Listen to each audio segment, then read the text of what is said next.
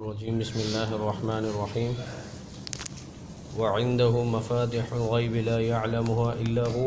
ويعلم ما في البر والبحر وما تسقط من ورقة إلا يعلمها ولا حبة في ظلمات الأرض ولا رطب ولا يابس إلا في كتاب مبين۔ یہ سورہ انعام کی آیت نمبر 59 ہے۔ اس سے پچھلی آیات کے اندر اللہ تبارک و تعالی نے گزشتہ درس میں بتایا تھا آپ کو کہ مشرکین نے ایک اسکیم بنائی تھی، وہ یہ تھی کہ حضور علیہ الصلاۃ والسلام کے پاس پیغام بھیجا کہ آپ ایسا کریں کہ کچھ کمپرومائز کریں،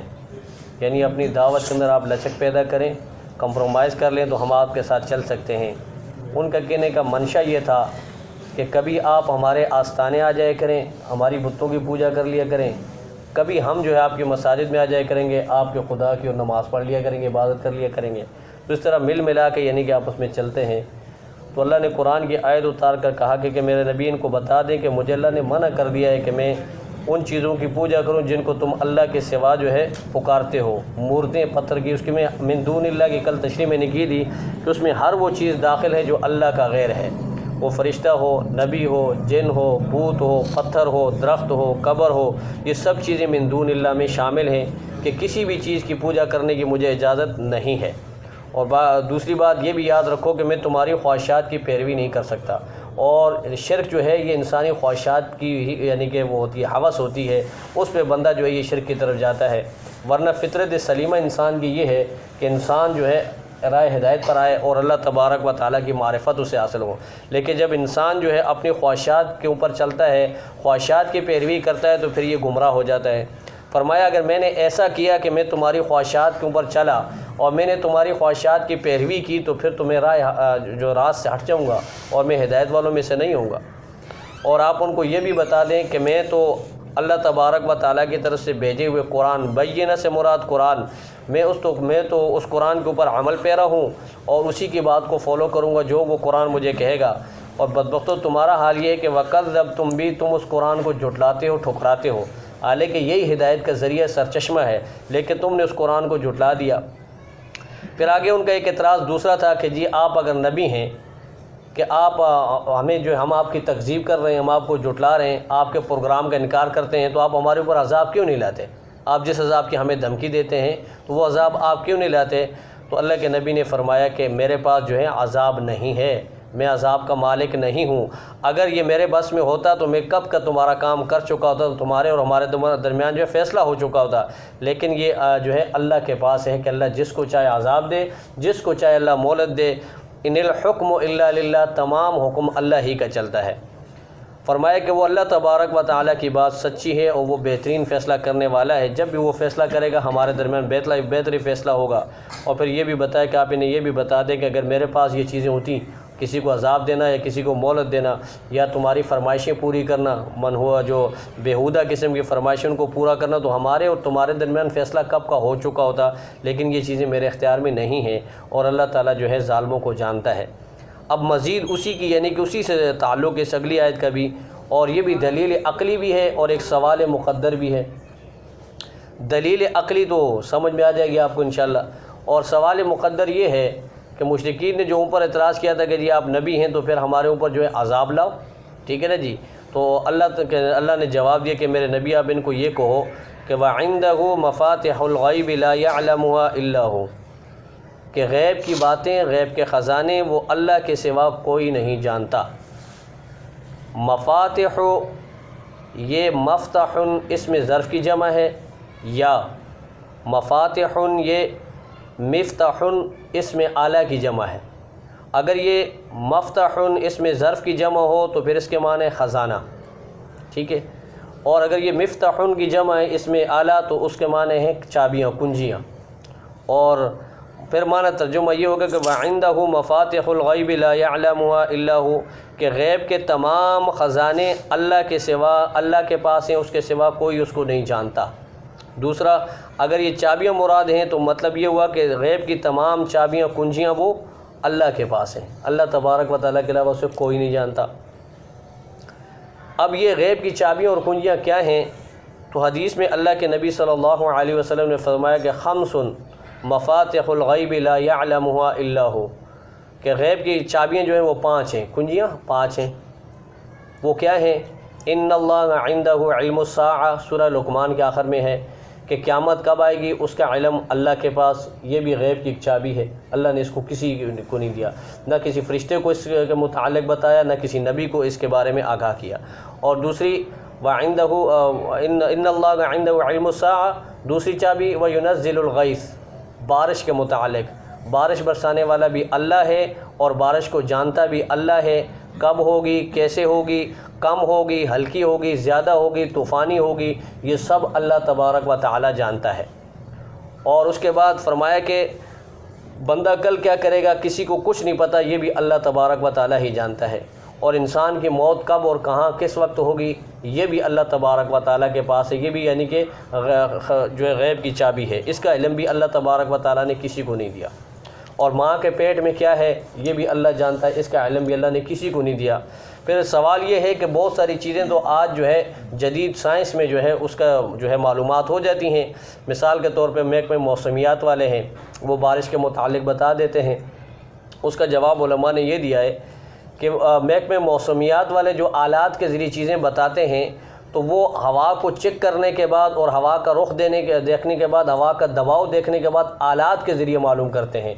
اور اللہ تبارک و تعالیٰ بغیر کسی آلات کے جانتے ہیں، اور اللہ تبارک و تعالیٰ ان چیزوں کا محتاج نہیں، بندہ محتاج ہے۔ اور بسا اوقات یہ بھی ہوتا ہے کہ محکمہ موسمیات والوں کی بات اٹل اور حقیقی نہیں ہوتی کہ جو انہوں نے کہہ دیا بس وہی جو ہے حد فاصل ہے، بس وہی بات ہوگی، ایسا نہیں ہے، کبھی ان کی بات غلط بھی ہو جاتی ہے۔ بارش کی پیشگوئی کرتے ہیں لیکن بارش نہیں ہوتی، تیز ہواؤں کی پیشگوئی کرتے ہیں، تیز ہوائیں نہیں چلتی۔ مثلا 2-3 دن پہلے جو ہے تیز ہواؤں کے ساتھ انتہائی سردی کی پیشگوئی کی گئی، کچھ بھی نہیں ہوا، سردی اگرچہ ہے لیکن تیز ہوائیں نہیں چلی، ہوا ہلکی پھلکی چلی ہے۔ تو اس طرح کی یعنی کہ باتیں جو ہے تخمیناً وہ کہتے ہیں، اور امکان کا ساتھ میں یہ بھی ذکر کرتے ہیں کہ امکان ہے، حقیقی بات نہیں ہے، تو حقیقی بات جو ہے وہ اللہ ہی جانتا ہے۔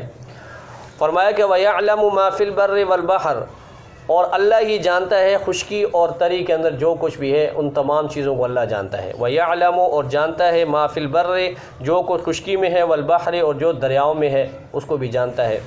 اب خشکی کے اندر جتنی بھی چیزیں وہ تمام کی تمام اللہ تبارک و تعالیٰ کے علم میں ہیں۔ اللہ تبارک و تعالیٰ کا علم ہر چیز کو احاطہ کیا ہوا، ہر چیز پہ محیط ہے۔ اب اس خشکی کے اندر بہت ساری چیزیں آتی ہیں، اس میں جو پہاڑ بھی آتے ہیں، اللہ تبارک و تعالیٰ یہ بھی جانتے ہیں کہ اس پہاڑ کے اندر کتنے پتھر ہیں، اللہ تبارک و تعالیٰ یہ بھی جانتے ہیں کہ اس پہاڑ میں کتنے ہیرے ہوں گے، کتنا خزانہ ہوگا، کتنی معدنیات ہے، تو یہ تمام چیزیں اللہ جانتے ہیں۔ اور دریاؤں کے اندر کیا ہے، کیا کچھ ہے، اللہ تبارک و تعالیٰ ہی جانتے ہیں۔ کتنی مچھلیاں ہیں، ان کی تعداد کیا ہے، ان کے قد و قامت کیا ہے، ان کا جسم کیا ہے، یہ سب اللہ تبارک و تعالیٰ جانتے ہیں۔ فرمایا کہ وَمَا تَسْقُطُ مِن وَرَقَةٍ إِلَّا يَعْلَمُهَا، اور کوئی درخت کا پتا نہیں گرتا مگر اللہ تبارک و تعالیٰ اسے جانتے ہیں۔ اب دنیا کا کوئی سائنسدان، دنیا کا کوئی پیر، فقیر، ولی، وہ یہ نہیں جانتا کہ درخت کا پتا کب گرے گا، کیسے گرے گا، کہاں گرے گا، اور یہ اللہ تبارک و تعالیٰ کا علم ہے کہ اللہ تبارک و تعالیٰ جانتے ہیں درخت کا پتہ کب گرے گا، کیسے گرے گا، کہاں تک جائے گا، اور یہ الٹا گرے گا یا سیدھا گرے گا، یہ اللہ کے علم میں ہے۔ وَلَا حَبَّةٍ فِي ظُلُمَاتِ الْأَرْضِ وَلَا رَطْبٍ، اور زمین کی اندھیریوں کے اندر جو دانہ ہے اللہ تبارک و تعالیٰ اسے بھی جانتے ہیں، کہ زمین کی تہہ کے اندر جو ہم ہل چلا کر دانہ ڈالتے ہیں اور پھر اس کے اوپر مٹی آ جاتی ہے، اللہ تبارک و تعالیٰ اس دانے کو جانتے بھی ہیں کہ اللہ تعالیٰ یہ جانتے ہیں کہ یہ دانہ کب پھوٹے گا، اس سے کیا نکلے گا، اس سے نکلنے والا درخت کیسا ہوگا، اور وہ درخت لوگوں کے لیے فائدہ مند ہوگا، نقصان دہ ہوگا، اللہ تبارک و تعالیٰ ان تمام چیزوں کو جانتے ہیں۔ یعنی تمام چیزوں کی حقیقت کو اللہ تبارک و تعالیٰ جانتے ہیں، انسان اس کی حقیقت سے ناواقف ہے، انسان اس کی حقیقت کو نہیں جانتا۔ اب زمین کے پردوں کے اندر اللہ تبارک و تعالیٰ نے کیا کچھ رکھا ہے ہمیں نہیں پتہ،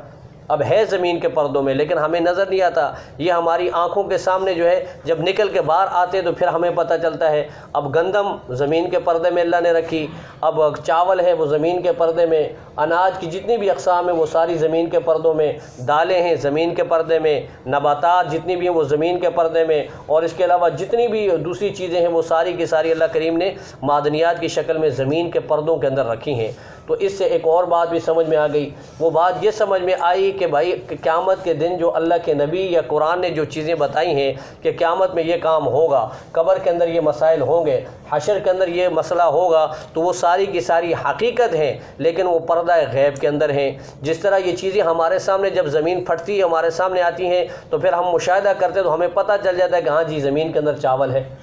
زمین کے اندر گندم ہے، زمین کے اندر دالیں ہیں، لیکن آخرت کے بارے میں اللہ تعالیٰ نے اس پہ پردہ، اس کو غیب کے پردے میں چھپایا ہوا ہے۔ جس طرح زمین کے اندر یہ چیزیں حقیقت میں موجود ہیں، اسی طرح آخرت کے متعلق بھی یہ ایمان ہونا چاہیے، یقین ہونا چاہیے کہ وہاں پہ جو اللہ کے نبی نے بتایا وہ سارا کام وہاں ہوگا، یہ حقیقت ہے۔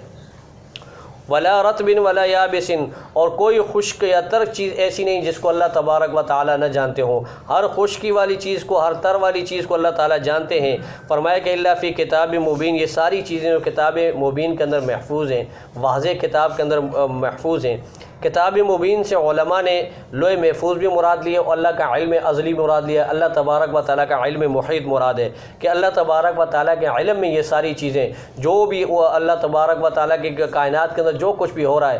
تو یہ اللہ تبارک و تعالیٰ کی ذات ہے۔ اس اللہ تبارک و تعالیٰ کی ذات کی معرفت سے انسان بڑا دور ہے۔ باقی مخلوقات کو تو اللہ تعالیٰ نے اپنی معرفت عطا کی ہے، لیکن یہ انسان جو ہے اپنی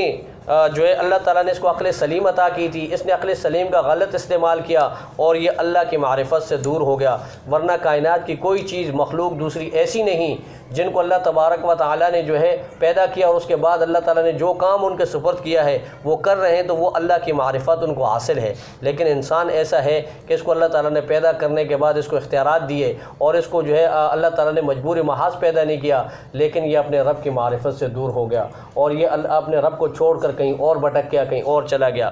فرمایا کہ وَهُوَ الَّذِي، وہی ذات ہے یتوفاکم جو تمہیں موت دیتی ہے۔ وفات، یتوفا کا معنی تمہیں یعنی کہ وفات دیتی ہے، باللیل، رات کے وقت، رات میں، وَيَعْلَمُ، اور جانتا ہے، ما جرحتم ای ما کسبتم، جو کچھ تم دن میں کرتے ہو۔ ثم یبعثکم، پھر تمہیں رات کے بعد دن میں اللہ تبارک و تعالیٰ دوبارہ اٹھاتے ہیں، لیقضی اجل مسمى، تاکہ تم اپنی مقررہ جو وقت ہے اس کو پورا کرو، جو مدت ہے جو اللہ نے مقدر کے اندر لکھی ہوئی ہے۔ تو یتوفاکم کا معنی اللہ تبارک و تعالیٰ تمہیں یعنی کہ وفات دیتے ہیں، موت دیتے ہیں۔ موت کا مطلب یہ نہیں کہ انسان مر جاتا ہے، بلکہ یوں سمجھے کہ جب انسان سوتا ہے نا تو انسان کے اندر دو قسم کی ارواح پائی جاتی ہیں، ایک جو ہے روح انسانی ہے اور دوسری روح حیوانی ہے۔ جب انسان سوتا ہے تو انسان کے سونے کے ساتھ ہی وہ روح انسانی جو ہے وہ انسان سے باہر نکل جاتی ہے، جسم سے نکل کے چلی جاتی ہے۔ پھر آپ نے دیکھا ہوگا جب بندہ سو رہا ہو تو اس کا یہ ہاتھ کام نہیں کرتا، اس کے پاؤں کام نہیں کر رہے ہوتے، تو وہ روح نکل کر باہر گھومنا شروع کر دیتی ہے۔ اب جہاں اللہ چاہتے ہیں تو اسی کے ذریعے جو ہے خواب کے آپس میں رابطے بھی ہوتے ہیں کہ یہ روح انسانی جب ادھر ادھر گھومتی ہے تو مختلف قسم کے خواب بھی انسان کو آتے ہیں، اور روح حیوانی جو ہے وہ انسان کے اندر ہمہ وقت موجود رہتی ہے جب تک اللہ تبارک و تعالیٰ کا حکم نہ آ جائے اور پھر اسرائیل علیہ السلام جو ہے موت کا فرشتہ نہ آ جائے، اس وقت تک وہ انسان کے جسم کے اندر رہتی ہے۔ اس کا کام یہ ہوتا ہے کہ وہ انسان کی باڈی، انسان کے دل اور دوسرے اعضاء کو جو ہے وہ سپلائی جاری رکھتی ہے۔ انسان کا دل حرکت کر رہا ہوتا ہے، انسان کا دماغ جو ہے اس کو بالکل سن نہیں کیا جاتا، وہ ایسے نہیں کہ دماغ بالکل سن ہو جاتا ہے، باقی اعضاء بھی بالکل سن نہیں ہوتے۔ اب اگر نیند کے حالت میں کوئی کسی کو سوئی مارے تو وہ سوئی کا احساس کرتا ہے، اس کو محسوس ہوتا ہے، لیکن اگر اس کے قریب میں کوئی بیٹھ کے کوئی کام کر رہا ہے، کوئی گانا گا رہا ہے، کوئی جو بھی کام کر رہا ہے تو اسے محسوس نہیں ہوتا، اس لیے کہ روح انسانی نکل گئی، روح جو حیوانی ہے وہ اس کے اندر ابھی موجود ہے۔ تو فرمایا کہ یہ اللہ ہے جو تمہیں جو ہے نیند کی شکل میں وفات دیتا ہے، پھر اس کے بعد دوبارہ تمہیں جو ہے دن میں جو ہے زندہ کر دیتا ہے تاکہ تم اپنی مقررہ مدت کو جو پورا کر لو۔ اور یہ بات بھی یاد رکھو، ثم الیہ مرجعکم، پھر تم سب نے اللہ کی طرف لوٹ کر جانا ہے، پھر اللہ کریم تمہیں خبر دیں گے، بتائیں گے تمہیں، بما کنتم تعملون، جو کچھ دنیا میں تم کرتے تھے، تمہارے کرتوت، تمہارے اعمال تمہارے سامنے کر دیے جائیں گے۔ اللہ تبارک و تعالیٰ کی بارگاہ میں دعا ہے کہ اللہ کریم ہم سب کو اپنی معرفت نصیب فرما دے۔ یہ اللہ کی ہزارہ نعمتیں جو ہمارے دائیں بائیں آگے پیچھے بہت ساری نعمتیں ہیں، ان کو دیکھ کر ہم اللہ کی معرفت حاصل کر لیں اور اپنے رب کو پہچان لیں جس شخص نے اپنے رب کو پہچان لیا اس نے اپنے نفس کو پہچانا۔ تو بندہ آج چونکہ اپنے نفس سے غافل ہے، جب ہم اپنے نفس کو ہی نہیں دیکھتے اور اپنے نفس کے اندر اگر جو عجائبات ہیں، جو قدرت کے عظیم خزانہ جو ہمارے نفس کے اندر موجود ہے اس کو ہم دیکھتے تو ہیں، روزانہ صبح اٹھ کے آئینہ دیکھتے ہیں، بالوں میں کنگھی کرتے ہیں، داڑھی بناتے ہیں اور آنکھوں میں سرمہ بھی لگاتے ہیں، لیکن کبھی ہم نے غور نہیں کیا کہ میرے مالک تو نے مجھے کتنا عظیم الشان بنایا ہے، تو نے مجھے کتنا خوبصورت بنایا ہے۔ تو اس طرح یعنی ہم اللہ تک پہنچ سکتے ہیں، لیکن اگر ان چیزوں کے اندر غور و فکر کریں گے، اگر غور و فکر نہیں کریں گے پھر آنکھیں بند کر کے چیزوں سے گزر جائیں گے، کچھ بھی حاصل نہیں ہوگا۔ اللہ تبارک و تعالی ہم سب کو جو ہے قرآن کریم پر عمل کرنے والا بنائے اور اللہ کریم ہم سب کو اپنی معرفت کا نور نصیب فرما دے۔ وآخر دعوانا ان الحمد للہ رب العالمین۔ اللہم صلی علی سیدنا و مولانا محمد وعلی آل سیدنا و مولانا محمد وبارک وسلم۔ ربنا تقبل منا انک انت السمیع العلیم وتب علینا انک انت التواب الرحیم۔ وصلی اللہ تعالی علی خیر خلقہ محمد وعلی آلہ وصحبہ اجمعین۔